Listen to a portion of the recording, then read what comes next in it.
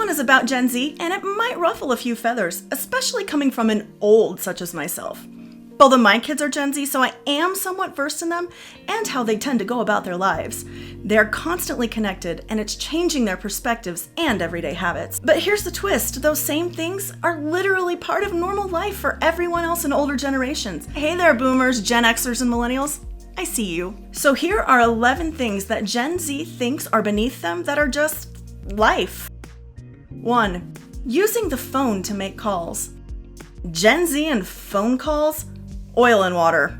My children don't answer the phone when I call. The phones that they don't pay for.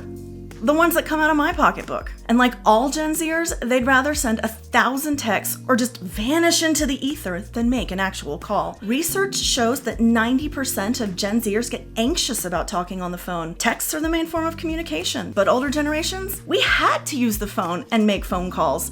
Like, if you wanted to talk to someone on the phone in 1994, you picked up the landline and you prayed their mom didn't answer the phone first. And if their mom did answer the phone first, we learned how to make polite conversation with her.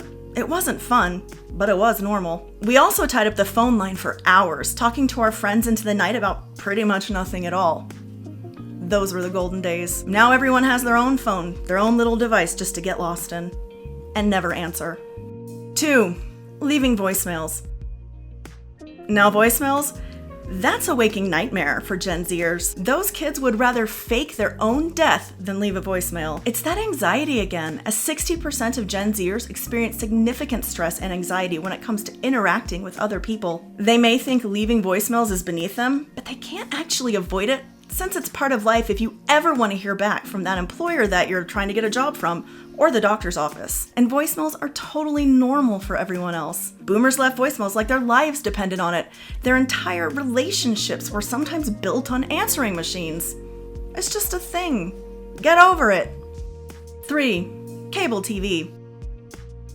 To Gen Z, paying for cable is like renting a DVD. Why would you ever do that when Netflix exists? Just binge the entire series at once on your phone, the way God intended. They want control. They want streaming. They want zero commercials.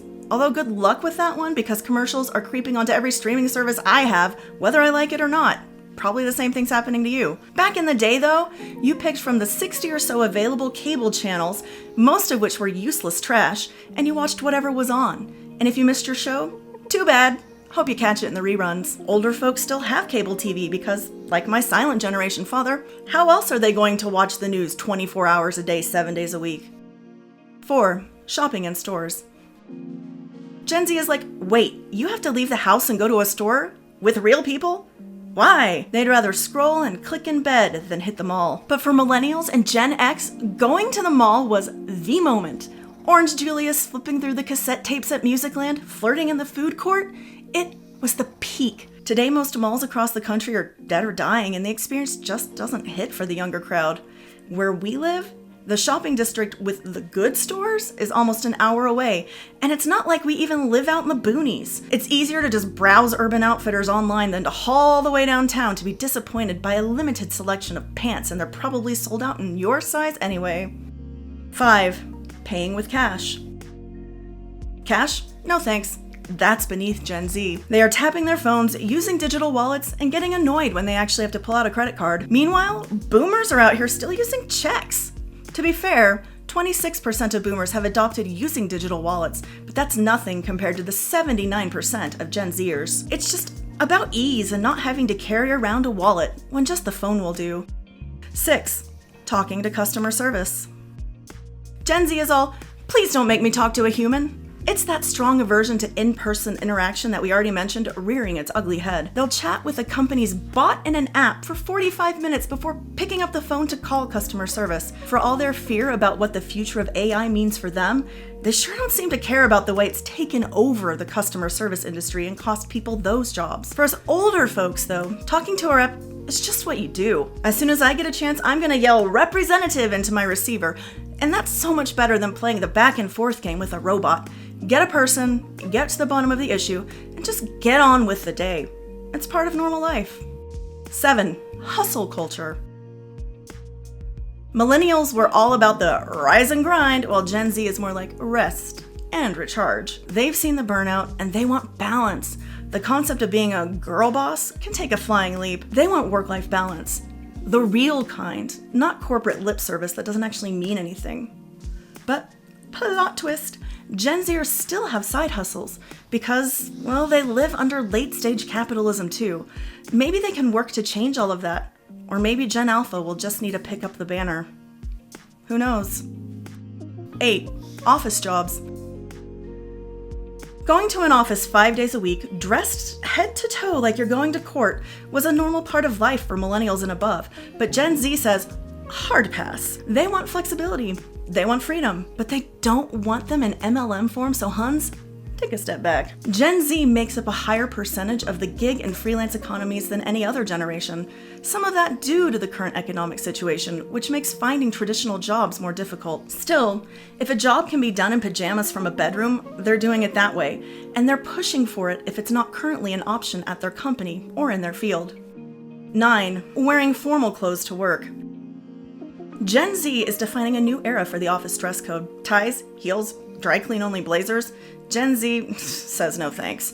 They think dressing up to go to work is beneath them. Gen Z is showing up to work in hoodies and calling it authentic branding. And honestly, everyone else is kind of following their lead. Were you really all that sad to lose wearing the pantyhose to work thing, Brenda? No, you are not, because pantyhose are awful. So thank you, Gen Z, for bringing sweatpants chic to the office. Because not gonna lie, I do love me a good elastic waistband. 10. Going into an actual bank. For Gen Z, the idea of physically going into a bank is treated like visiting an antique shop. Why would you need to go into a brick and mortar building when you can deposit checks, pay bills, and apply for a loan from your phone? Finances can be fully managed online and digitally. Meanwhile, boomers are still balancing a checkbook with a pen.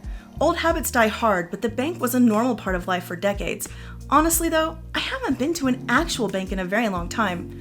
Have you? I mean, I remember going a lot when I was a kid and getting a lollipop through the drive-thru machine thing. I don't know what it's called, the tube. But nowadays, there's just no reason. I don't get a lollipop now, so why bother? 11. Sending thank you notes. And last but not least, there's the handwritten thank you note. Gen Z will just send a thanks, prayer emoji, text, and call it a day. And that's even for things like large sums of cash that were given as gifts for graduation or weddings. Or maybe they'll make an unboxing video on TikTok of something a friend sent them for their birthday as a way to say thanks and show appreciation. It's nothing like gushing to thousands of followers about whatever tchotchke was in the box. To Gen Z, the idea of buying a card, writing in cursive, and finding a stamp is perfectly medieval. But for other generations, that's just good manners. We sent thank you cards, or else. I still have leftover blank thank you cards in my closet that I was supposed to send out for baby gifts, and my youngest child is now 15, so that tells you something. If we didn't send those thank you cards to our grandparents for whatever gift they gave us, you'd better believe we never heard the end of it. So we sent the cards. So look, it's not that Gen Z is lazy or entitled, they just grew up in a completely different world, and to them, convenience is normal life. Kind of makes sense when you think about it. But Gen Zers, would it kill you every now and then to leave a voicemail or run an errand in person? Or maybe, just maybe, gonna throw this out there, pick up the phone when your mother calls and talk to her. Just think about it. Thank you for spending time with YourTango. Like, subscribe, and I'll see you next time. But for Gen Z, probably not in person.